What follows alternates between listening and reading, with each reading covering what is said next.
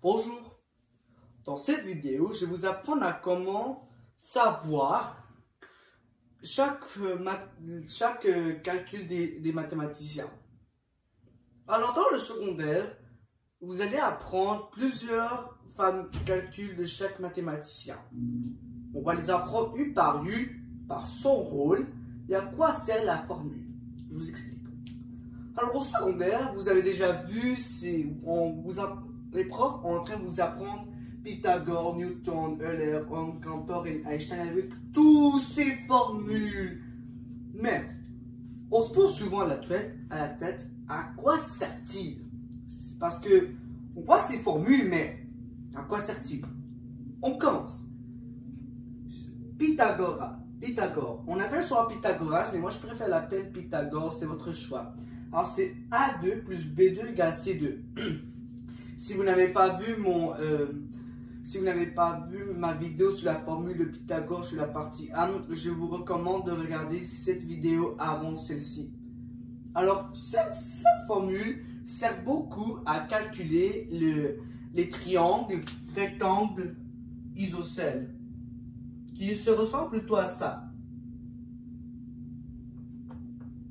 On a A, on a B,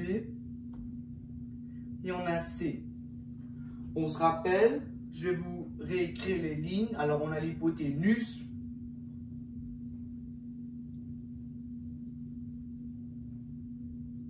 On a l'adjacent.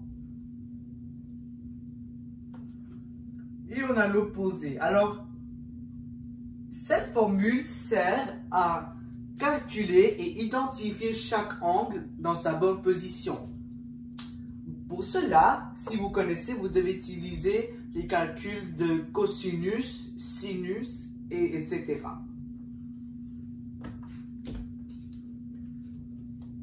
Newton.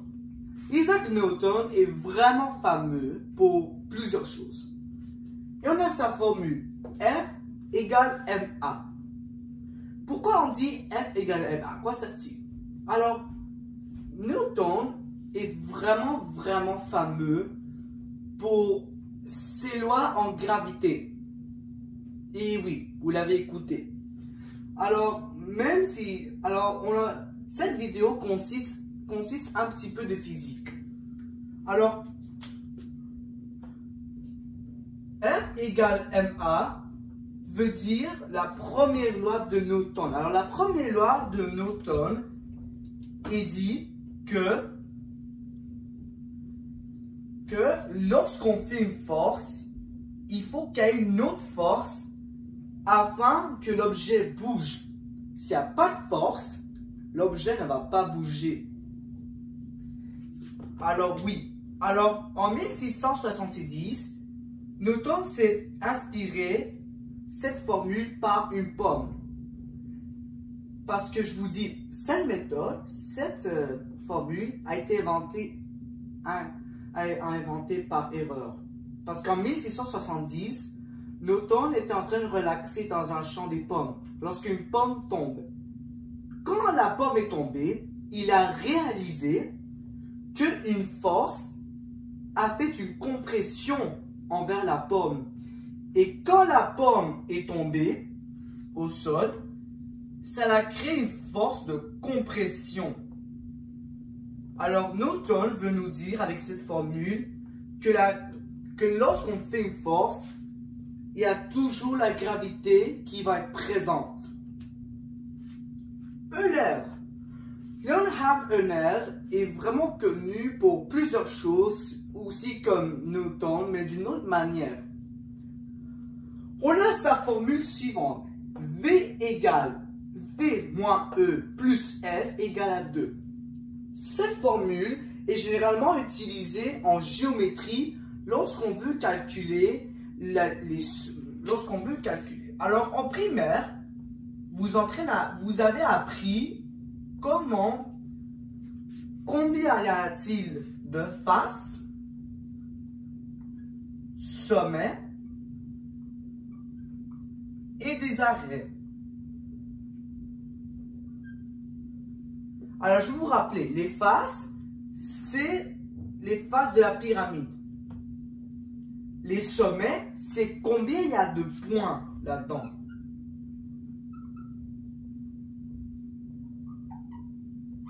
Et les arrêts, ce sont les lignes. Alors, je sais que la formule est différente parce qu'il y a un B et non, il n'y a pas un A. Pour faire ça, vous devez faire S moins F, S plus A moins F. Par exemple ici, moi j'ai 5 faces, 5 sommets et 8 arrêts. S, sommet plus F, ça va nous donner 10. Plus A, qui est moins 8, va donner 2. Et voilà, j'ai le même résultat dans mon équation. Alors, Euler veut nous expliquer que cela est utilisé en géométrie. Et ce n'est pas juste des pyramides. Vous pouvez utiliser cela avec un prisme, des pyramides, des choses comme ça. Sauf le cercle. Le cercle, le cône et le cylindre, ils ne font pas partie parce qu'ils sont des corps ronds.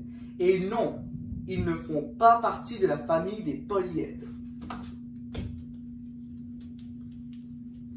Par contre, on a une autre formule de l'air. EIpi plus 1 égale 0. Alors, Euler veut nous expliquer ici, c'est comme la même chose, c'est comme le même exemple d'ici, sauf qu'on va le calculer par des corps ronds. Et oui, on va utiliser souvent cette formule avec des cercles, des cylindres et des cônes. Alors ici, il faut calculer souvent la circonférence d'un cercle avec un diamètre. Je vous recommande de voir la formule de pi que j'ai publiée hier, la formule de pi partie 1. Je vous recommande de voir cette vidéo avant qu'on grave celle-ci. Alors ici, il faut faire l'équation, si vous trouvez c'est la circonférence, par exemple 12,99, il faut toujours la calculer par EI et ça va te donner souvent 0.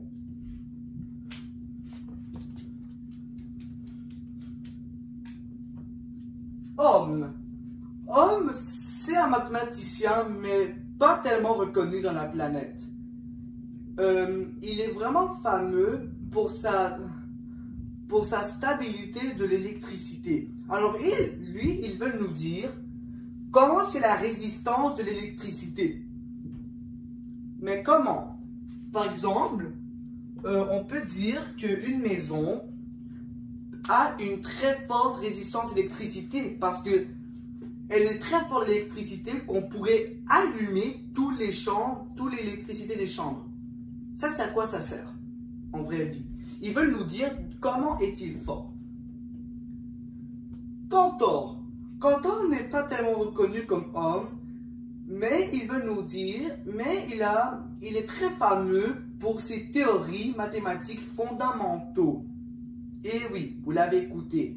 Il a inventé plusieurs formules. Je vais inventer un. Je ne sais pas si c'est vrai. Comme il a inventé ça, il a inventé ça. Alors, ça, ce sont faux. Moi, j'exagère, mais il a inventé plusieurs théories mathématiques qui sont aujourd'hui très fondamentaux. Si vous voulez voir plus sur Cantor, je vous recommande d'aller sur Google, sur Wikipédia ou sur YouTube pour voir plus d'informations. Einstein. Einstein est très reconnu dans la planète grâce à ses formules physiques. Et en 1927, un acte inconnu s'est passé car il a créé la formule E égale mc2. Alors, E égale mc2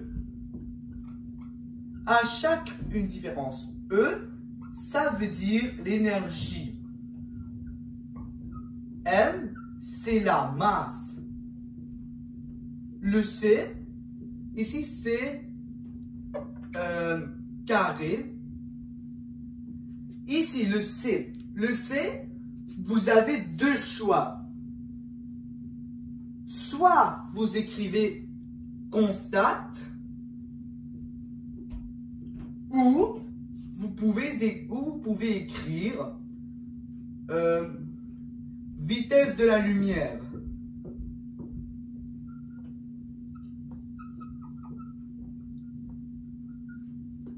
Cette formule est souvent utilisée pour la dilatation de Einstein. Alors Einstein veut nous dire dans cette formule que la lumière est si rapide que si vous allez dans le soleil pour quelques minutes et vous retournez sur Terre, le temps va passer vite. Et oui, je vais vous donner un fait intéressant. Saviez-vous que chaque 7 secondes, chaque 1 seconde, quand il y a 1 seconde, chaque 1 seconde, la lumière traverse toute la planète. Elle est si vite que si on va de Montréal jusqu'à Toronto, avec la vitesse de la lumière, on pourrait aller à Toronto en moins de 1 seconde.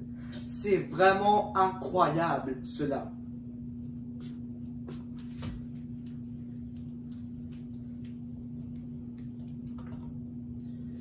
Et voilà, c'est tout pour aujourd'hui. J'espère que vous allez aimer cette vidéo et veuillez me dire dans les commentaires quel fameux mathématicien, quelle formule je pourrais utiliser pour la prochaine vidéo parce que moi j'aime faire beaucoup ces vidéos.